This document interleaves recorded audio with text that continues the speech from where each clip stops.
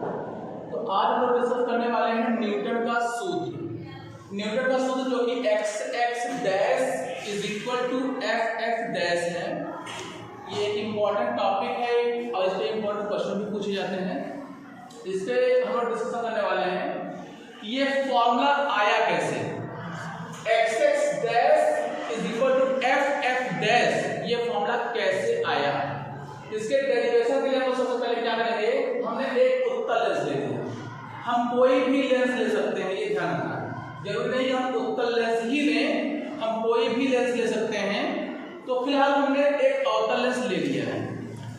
अब इस अवतल लेंस में जो C पॉइंट दिख रहा है ये प्रकाशिक केंद्र है। जो उत्तल लेंस का जो बीच का जो बिंदु होता है उसको हम प्रकाशिक केंद्र यानी कि ऑप्टिकल सेंटर कहते हैं। और इस ऑप्टिकल सेंटर से कुछ दूरी पर एक वस्तु रखी गई है जिसको कि हमने O डैश से इंडिकेट किया है। O डैश से इंडिकेट किया हुआ है, तो O डैश हमारा क्या है, वस्तु है। अब यहां से एक किरण मुख्य अक्ष के समांतर चल रही है और यह समांतर किरण तब तक सीधी चलेगी जब तक कि सामने माध्यम बदल न जाए। अब सामने माध्यम आ गया कांच का, क्योंकि उत्तल लेंस हमारा कांच का बना हुआ है। तो हमें अच्छे से पता है कि जो अपवर्तन की घटना होती है वो तब होती है जब प्रकाश किरण एक माध्यम से दूसरे माध्यम में जाती है। तो जब प्रकाश की किरण यहाँ एक माध्यम से गुजर रही है तो वो अपने सीधे रास्ते पे आगे बढ़ रही है।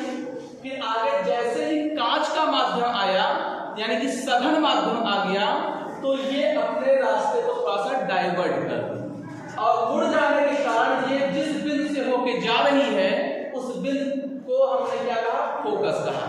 ये जो उत्तल लेंस है, उत्तल लेंस में दो फोकस होते हैं, हर लेंस के दो फोकस होते हैं, एक प्रथम फोकस एक द्वितीय फोकस। ये दूसरे वाले फोकस से होते हुए निकल रही है क्योंकि उत्तल लेंस एक अभिसारी लेंस कहलाता है, यानी ये प्रकाश की किरणों का क्या करता है, अभिसरण करता है। ये प्रकाश किरणों का अभिसरण करने का मतलब ये होता है कि वह किरणों को एक बिंदु पर इकट्ठा करता है। तो ये किसी बिंदु पर इकट्ठा कर रहा है यानी कि अभिसरित कर रहा है। तो चूंकि उत्तल लेंस है इसका नेचर ही है अभिसरण करना। ये किरण गई लेंस से होते हुए जब गुजरी ये उसके फोकस से होते हुए चली जा रही है और एक दूसरी किरण जो कि इधर से उसके प्रथम फोकस से होते हुए जा रही है, ये सीधे क्योंकि प्रथम माध्यम में ही अभी ट्रेवल कर रही है, ये सीधे होते हुए चली गई। अब तब तक सीधी चल रही जब तक कि माध्यम नहीं आ गया दूसरा। जैसे ही दूसरा माध्यम आया तो इस लेंस ने इस किरण को फिर से डाइवर्ट कर दिया और इस तरह से डाइवर्ट किया कि यह मुख्य अक्ष के समांतर होते हुए सीधी चली गई। तो पहली वाली किरण जो कि मुख्य अक्ष के समांतर थी वो फोकस से होते हुए गई थी और दूसरी वाली किरण जो कि फोकस से होते हुए जा रही है वो मुख्य अक्ष के समांतर निकल गई। क्योंकि प्रतिबिंब बनाने का हमारा नियम है कि जब मुख्य अक्ष के समांतर किरणें जाती हैं तो उसका संबंध फोकस से होता है अपवर्तन के पश्चात। ये अपवर्तन के पश्चात फोकस से होके गई, चूंकि ये पहले से ही फोकस से होके जा रही है ये अपवर्तन के पश्चात समांतर हो जाएगी। ये समांतर हो गई और दोनों किरणों ने एक दूसरे, ये दोनों अपवर्तित किरण हैं, ये दोनों आपतित किरण हैं और ये दोनों अपवर्तित किरण हैं। और दो अपवर्तित किरणें जहां एक दूसरे को इंटरसेक्ट करती हैं, काटती हैं, प्रतिबिंब हमारा वहीं पे बनता है। अब दूरियों को हम एक इंडिकेशंस देने जा रहे हैं।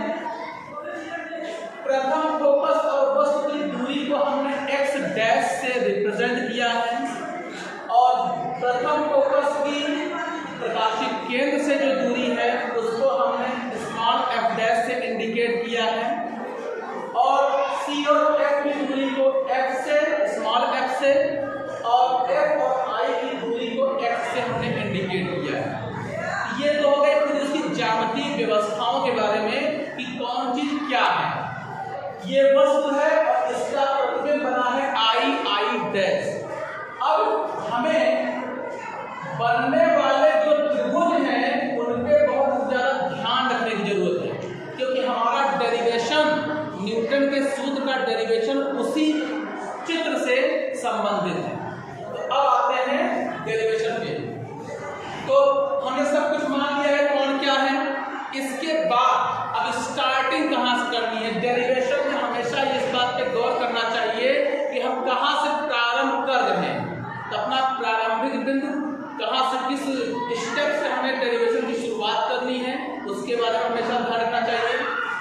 डेरिवेशन में बदलाव कहाँ से आ रहा है, चेंजिंग कहाँ से आ रहा है, इस पर भी हमें ध्यान देना चाहिए। अगर हम दो पॉइंटों का अच्छे से ध्यान देंगे तो आगे का रास्ता डेरिवेशन के रिजल्ट तक अब बड़े आराम से पहुंच जाएगा। अब यहाँ पे क्या हो रहा है कि हमने दो त्रिभुज लिया है, F डैश O डैश और F डैश CB। कहाँ पे है तो आप देख सकते हैं F dash O dash, F dash O dash. एक त्रिभुज तो ये हो गया, और दूसरा त्रिभुज है हमारा F dash CB, F dash CB। यानी हम इन दो त्रिभुजों के बीच बात करने जा रहे हैं, और ये दोनों त्रिभुज समरूप हैं। ये दोनों त्रिभुज समरूप हैं। क्यों समरूप है? इसलिए समरूप है क्योंकि इनके संगत कोण बराबर हैं। कैसे पता चला कि बराबर हैं? क्योंकि ये लंबवत रखा है तो ये भी लंबवत, ये 90 डिग्री। ये कोण और ये कोण शीर्षाभिमुख कोण है, वर्टिकली अपोजिट एंगल, इसलिए ये दोनों बराबर होंगे। और जब दो त्रिभुजों के दो संगत कोण बराबर हो गए तो बचा तीसरा वाला, तो उसको ऑटोमेटिक बराबर होना ही पड़ेगा। तो इस प्रकार से दोनों त्रिभुज समकोणिक हो गए, इसलिए दोनों त्रिभुज क्या हो गए, समरूप हो गए। और जब समरूप त्रिभुज हैं तो हमें पता है कि त्रिभुज की अगर त्रिभुज समरूप हैं तो उनके भुजाओं का जो अनुपात होगा वो बराबर होता है। इसका मतलब इनकी ये जो भुजाएं दिखाई दे रही है त्रिभुज की, इन भुजाओं का जो अनुपात होगा वो बराबर होगा। लेकिन हमें तीनों भुजा नहीं पकड़ने की जरूरत है, हमें तीनों भुजा लेने की जरूरत नहीं है, हमें केवल दो भुजा पकड़ना है जिससे हमारा काम बन जाए। तो वो भुजाएं कौन कौन सी हैं? एक भुजा हो गई O डैश, दूसरी भुजा हो गई ये F डैश O, इधर भी CF हो गई और एक CB हो गई। तो इन्हीं दो भुजाओं को लेकर चलेंगे। तो हमारी ये दोनों भुजाएं इन दोनों भुजाओं की क्या होगी, समानुपातिक होगी। उसी को हमने यहाँ पे लिखा है कि दोनों त्रिभुज समरूप हैं, इसलिए उनकी भुजाओं का अनुपात क्या होगा, बराबर होगा। तो O डैश बटे CB बराबर F डैश O बटे CF डैश। अब हम क्या देख रहे हैं कि CB बराबर I डैश है। अगला देखें CB कहाँ पे है, ये है CB। तो जितनी ऊंचाई इसकी है उतनी ही ऊंचाई I डैश की भी है, इसीलिए हम CB बराबर I डैश कह रहे हैं। तो इसलिए जब CB बराबर I डैश होता है तो हम क्यों न CB की जगह यहाँ I डैश कर दें। अब जब हमने CB की जगह I डैश रखा, बाकी में कोई बदलाव नहीं किया, इस समीकरण का रूप बदल गया और हो गया O डैश बटे I डैश बराबर F dash O upon CF dash. ठीक, तो ये हमारा हो गया समीकरण नंबर 1। इस समीकरण को बहुत ही गौर से, बहुत ही ध्यान देना। अब आते हैं अगले त्रिभुज के सेट पर। अब हम जो त्रिभुज लेने वाले हैं, त्रिभुज CAF और FI डैश लेने वाले हैं। तो CAF कहाँ CAF, C और A कहाँ पे है, A बिंदु ऊपर रहेगा, ये यहाँ पे है, इधर A। तो C ये वाला C है, A F और दूसरा त्रिभुज FI डैश, FI डैश। यानी कि ये वाला त्रिभुज, ये त्रिभुज और ये त्रिभुज, इन दोनों त्रिभुजों को हमें लेके चलना है। ये दोनों त्रिभुज भी समकोणिक हैं। कैसे? शीर्षाभिमुख कोण बराबर होगा, लंबवत ये है, लंबवत ये है, ये दोनों कोण बराबर होंगे। तो बचा तीसरा वाला कोण, वो दोनों कोण भी बराबर होंगे। इसलिए दोनों त्रिभुज समकोणिक हैं, इसीलिए दोनों त्रिभुज क्या हैं, समरूप हो गए। और जब दोनों त्रिभुज समरूप हो गए तो इनकी भुजाओं को अनुपातिक यानी समानुपातिक कहना ही पड़ेगा। तो इसीलिए जब दोनों त्रिभुज हमारे समरूप हैं, इनकी भुजाओं का अनुपात भी आपस में क्या होगा, बराबर होगा। अब फिर से वही बात कि कौन सी भुजा का सेट लेना चाहिए, तो हमें लेना चाहिए CA और I डैश, CA और I डैश, ये भुजा और ये भुजा, और उसके बाद ये भुजा और ये भुजा। इसलिए CA बटे I डैश हमने किया यहाँ पे, और उसके बाद CF अपॉन FI हमने किया यहाँ पे। अब CA वाली भुजा OO डैश के बराबर होगी। एक बात देख लो, CA वाली भुजा OO डैश के बराबर है, इसका मतलब कि CA की जगह OO डैश लिखा जा सकता है। तो हमने यहाँ पे CA की जगह OO डैश को क्या किया, रख दिया। जब रख दिया तो OO डैश बटे II dash is equal to CF upon FI, ये हमको मिल गया। ये हो गया समीकरण नंबर 2। समीकरण 1 और समीकरण 2 को बहुत ही ध्यान से देखो।